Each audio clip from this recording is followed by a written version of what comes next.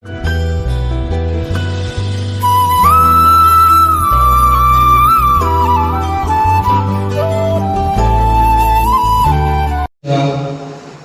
గీవన ప్రార్థన మందిరం పీడిగల్లి గ్రామంలో దేవుని మహాకృప ద్వారా ఈ ప్రారంభంలో మరి కేవలం ఒక చిన్న బొంగులతో కట్టింది. తర్వాత మరలా మందిరము కట్టబడే అదే తర్వాత ఇప్పుడు సంపూర్ణంగా దేవుడు ఈ యుగానికి తగినట్టుగా తన కృప చేత చక్కని మందిరం ఈ పీడిగల్లి గ్రామంలో ఏర్పాటు చేసుకున్న తండ్రికి మహిమ కలుగుగాక. ఆమె నిజంగా ఈరోజు ఈ మందిర పరిస్థితి చేరువచ్చినటువంటి మరి విశేషంగా దైవజనులందరికీ మరి పెద్దలకు వచ్చిన ఆయా సంఘము విశ్వాసులందరికీ కూడా ప్రభునాపేట వందనం చెల్లిస్తూ ఇటువంటి ప్రతిష్ఠితకు మనం అందరూ చేరువచ్చిన ప్రార్థన పూర్వకంగా దేవుని యొక్క మందిరం ప్రతిష్ఠిత కోసం ఈ టేప్ కట్ చేస్తూ ప్రభుని సన్నిధానంలో మనమందరూ కూడా ప్రార్థన పూర్వకంగా ఆహ్వానిస్తాం. తండ్రి కుమార పరిశుద్ధాత్మ నామంలో ఈ టేప్ కట్ చేయడం ద్వారా ఈ మందిరమును ప్రభు మహిమాత్మై ప్రతిష్ఠిస్తున్నాం. ఆమేన్ ఆమేన్. అనయను ప్రవేశించండి అందరూ, స్వాగతం సుస్వాగతం యేసు నామములో. అనయను ప్రవేశించండి అందరూ, స్వాగతం సుస్వాగతం యేసు నామములో. నీ బ్రతుకులో పాపమా కలగదా, నీ హృదయంలో బాధలా కన్నీరా, నీ కన్నీరంతా తుడిచివేయు రాజు యేసు కోసం. ఆలయంలో ప్రవేశించండి అందరూ, స్వాగతం సుస్వాగతం యేసు నామములో. ఆలయంలో ప్రవేశించండి అందరూ, స్వాగతం సుస్వాగతం యేసు నామములో.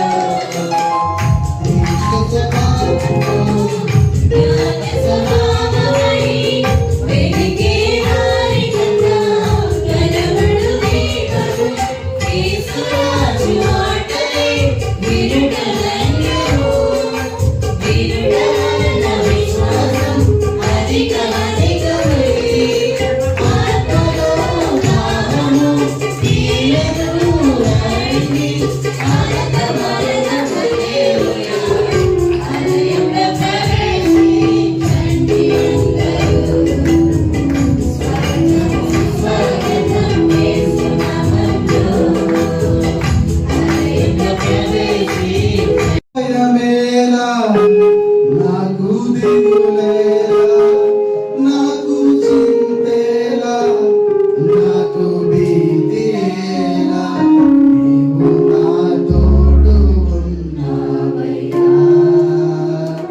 నాకు భయమేలా నా యేసయ్యా, నీవు నాలోనే ఉన్నావయ్యా. నాకు దిగులేలా నా యేసయ్యా.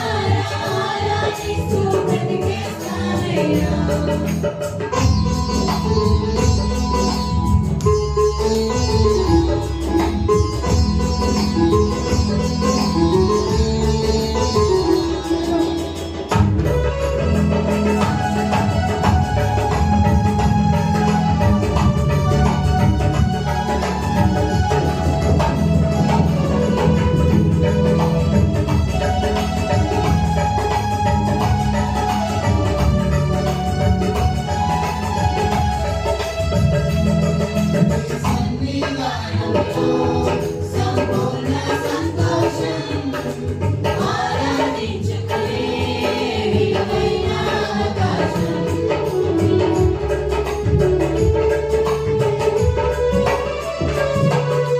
సన్నిధానంలో సంపూర్ణ సంతోషం ఆరాధించుకునే విలువైన అవకాశం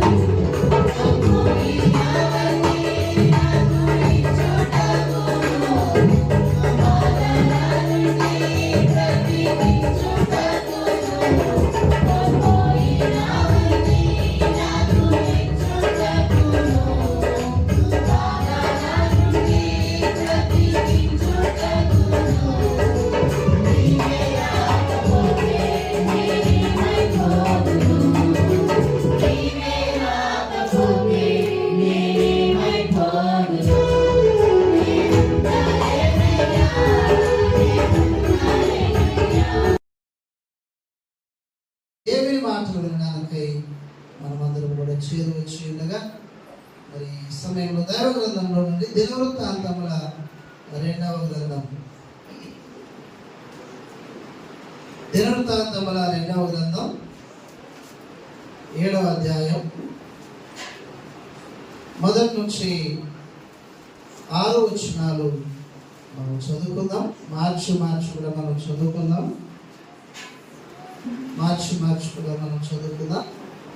దినవృత్తాంతముల 2వ గ్రంథం 7వ అధ్యాయం మొదటి నుంచి 6 వచనాలు మనం మార్చి మనం చదువుకుందాం.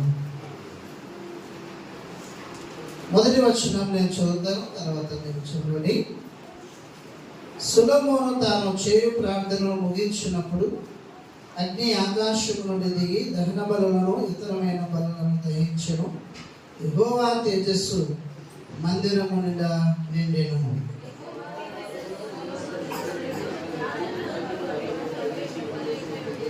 అగ్నియు యెహోవా తేజస్సును మందిరం మీదకి దిగగా చూచి ఇశ్రాయేలు అందరూ సాష్టాంగ నమస్కారం చేసి యెహోవా దయాళుడు, ఆయన కృప నిరంతరముడు అని చెప్పి ఆయనను ఆరాధించి స్తుతించిరి.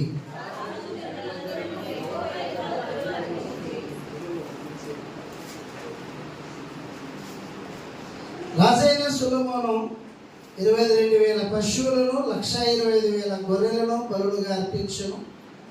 యాజకులను తమ తమ సేవా ధర్మములో నిలుచుండగను. లేవీయులను యెహోవా కృప నిరంతరము నిలుచుచున్నదని వారి చేత ఆయన స్తుతించుటకై రాజైన దావీదు కల్పించిన యెహోవా గీతములు పాడుచు వాద్యములను వాయించుచు నిలుచుచుండగను. యాజకులు వారికి ఎదురుగా నిలిచి బూరలు ఊదుచుండగను. ఇశ్రాయేలు అందరూ నిలిచి ఉండగను.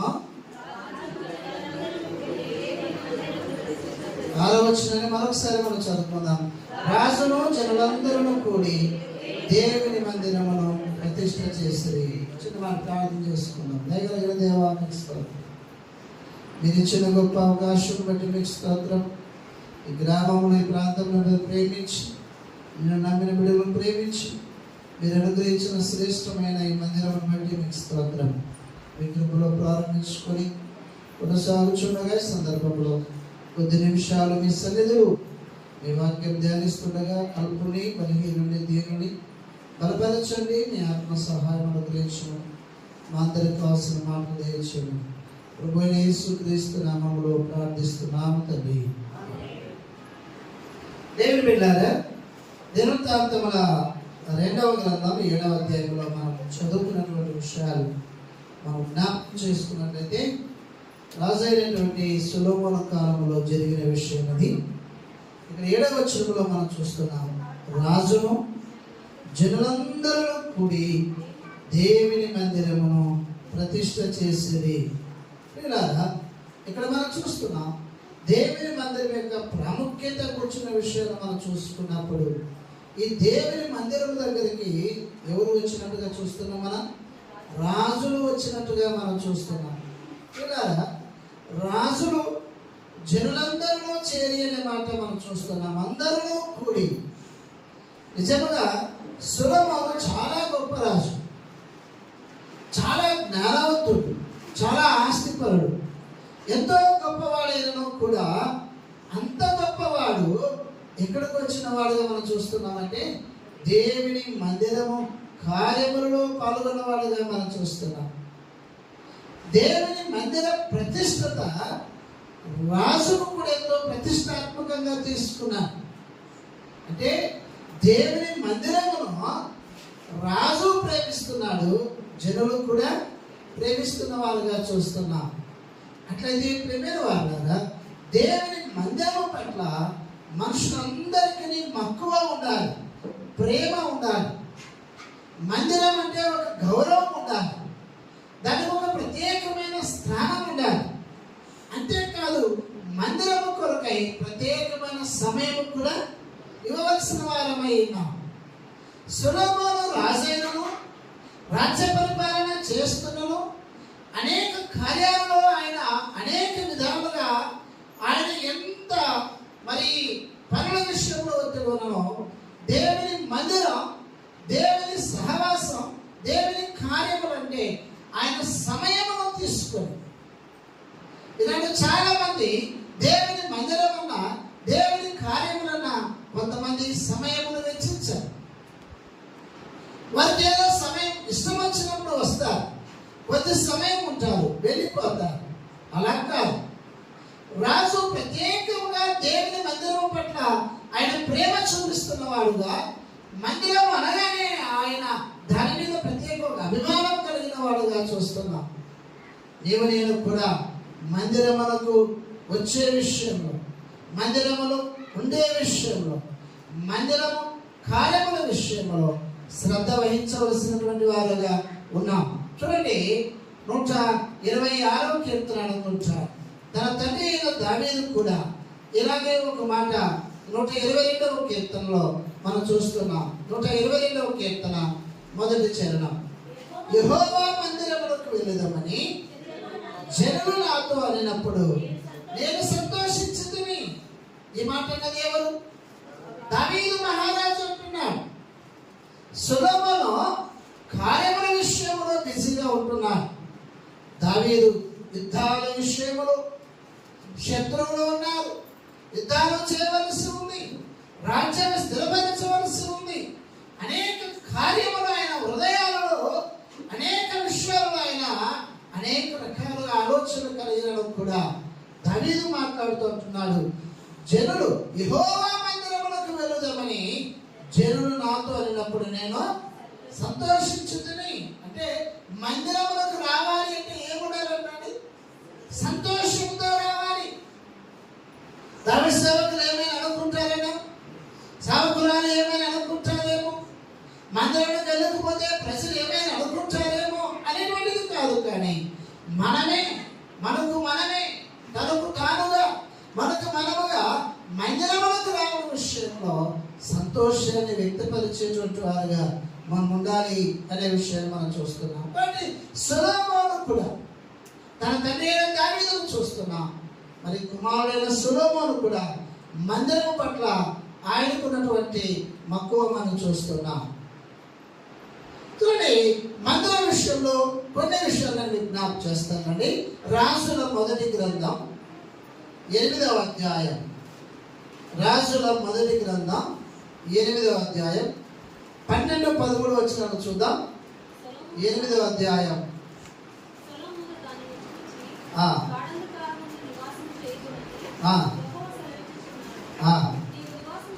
నీవు నివాసము చేయుటకు నేను మందిరము కట్టించి ఉన్నాను సదాకాలము, అందులో నీవు నివసించుటకై నేను ఒక స్థలము ఏర్పరిచి ఉన్నానని చెప్పి. దేవుని మందిరంలో వచ్చిన విషయాలు కొన్ని నేను మీకు క్లుప్తముగా జ్ఞాపకం చేస్తాను. మందిరమును ప్రారంభించినది ఎవరో మనం చూసాం.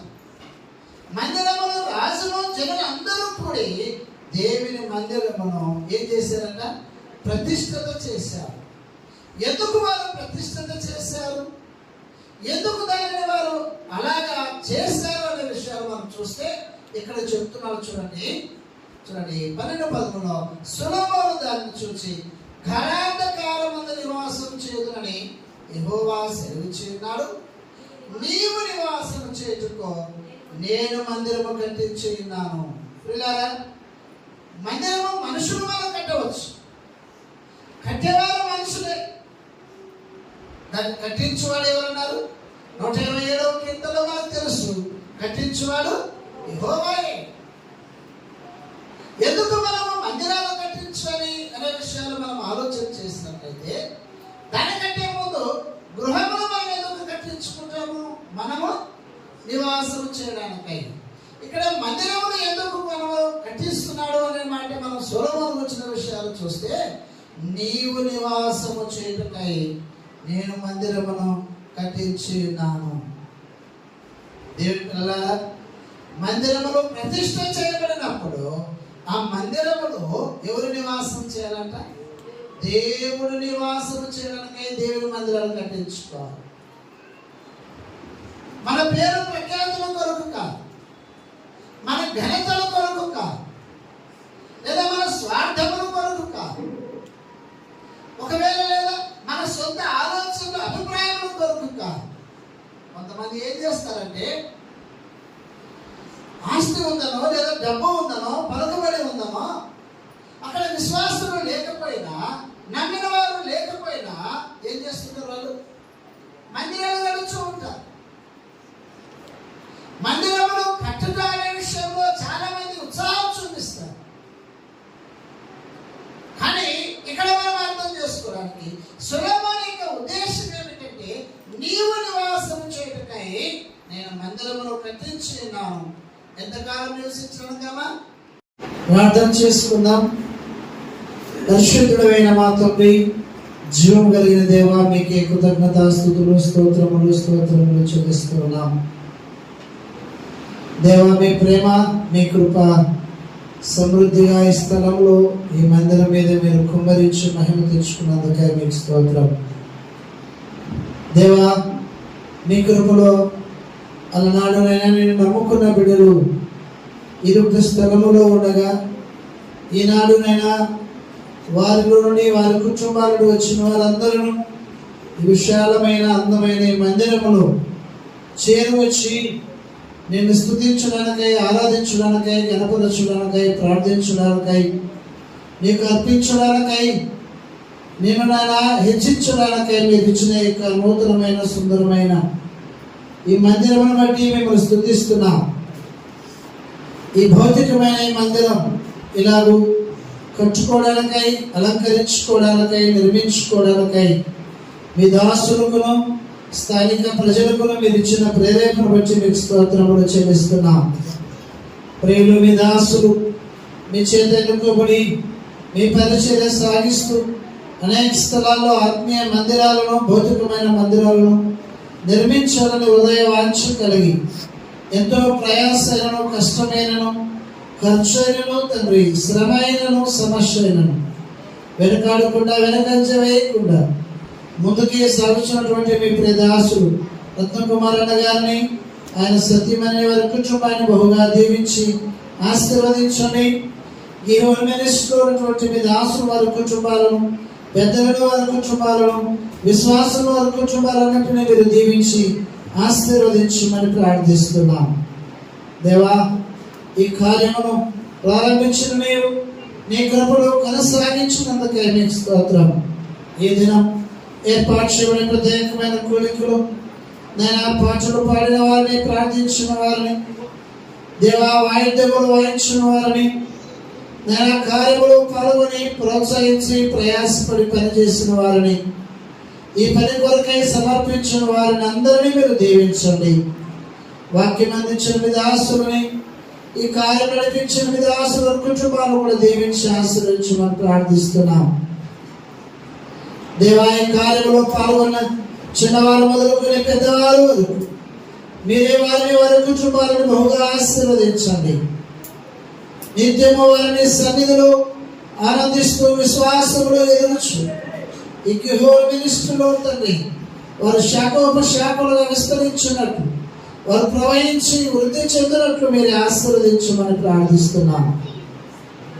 దేవా, ఈ కార్యము కొరకై నేను ఖర్చు పెట్టి సిద్ధపరిచిన ఆహార పదార్థములన్నింటినీ మీరు దీవించండి. సిద్ధపరిచిన కుటుంబాలను దీవించండి, ప్రయాసపడిన వారు దీవించండి, పనిచేసిన వారిని కూడా దీవించి ఆశ్రయించమని ప్రార్థిస్తున్నాం. దేవ, ఈ మందిరంలో ఉన్న కుటుంబాలు బహుగా నీకు మహిమ తెచ్చువారుగా ఆశీర్వదించండి. ఈ గ్రామంలో, ఈ ప్రాంతంలో ఉన్న ప్రతి కుటుంబం ఈ మందిరంలో చేరవచ్చినట్లు, ఈ మందిరం సమస్త జనములకునైనా నివాసయోగ్యముగా ఆశీర్వాదకరమైన మందిరముగా నైనా పాపికి రక్షణ, పరిశుద్ధతకు క్షేమం అనుగ్రహించే మందిరముగా ఉన్నట్లు మీరు దీవించి ఆశీర్వదించున్నాం. ఈ కార్యమంత్యం జరిగించుకొని మీకు మహిమ తెచ్చుకున్నందుకై మీకే కృతజ్ఞతాస్తుతులు స్తోత్రములు చెల్లిస్తూ మరొకసారి సంఘములో వెలపటంలో ఈ కార్యములో పాల్గొన్న వారందరినీ, బాధ్యత గల వారిని కూడా మీ దీవెన ఆశీర్వాదాలతో నింపుదురని మా ప్రభు అయిన యేసుక్రీస్తు నామములో స్తుతించి ప్రార్థించండి వేడుకొనుచున్నాము తండ్రి. ఆమేన్. మన తండ్రి అయిన కృపయు, ప్రభువైన యేసుక్రీస్తు వారి ప్రేమయు, పరిశుద్ధాత్మ సహవాసం ఇప్పుడు ఎల్లప్పుడూ మరి విశేషంగా ఈ నూతన మందిరం యొక్క ప్రతిష్టత బట్టి, వచ్చిన మీ దాసులు, దైవ సేవకులు, వాక్యం అందించిన దాసులు బట్టి, మరి విశేషంగా పలు ప్రాంతం నుంచి వచ్చిన సేవకులు, పెద్దలు, విశ్వాసులు, మరి ఈ యొక్క సంఘంలో తండ్రి ఉన్న ప్రతి ఒక్కరి మీద, ఈ యొక్క సంఘం ప్రతిష్ట కోసం గడిచిన వాళ్ళ నుంచి ప్రయాసపడుతున్న ప్రతి యవనస్తులు, ప్రతి వృద్ధులు, ప్రతి పెద్దవారి మీదను మరి విశేషంగా తండ్రి, కుమార, పరిశుద్ధాత్మ నామములో అందరి నిమిత్తం మీ సన్నిధానంలో స్తుతులు సమర్పిస్తున్నాము తండ్రి. ఆమేన్. ఆమేన్.